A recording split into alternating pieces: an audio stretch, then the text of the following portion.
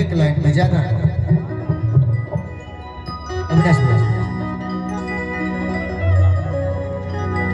सावरिया hello hello मोर सावरिया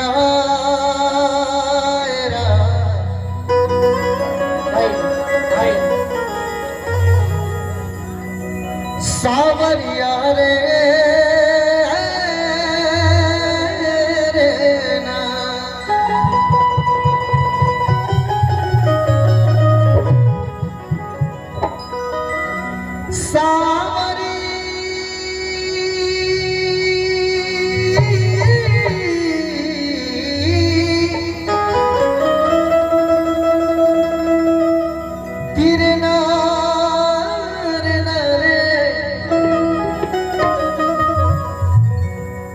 सोनी दीदी के गावल गीत से हमने के सिखले बने जाते समझ ले बने जाते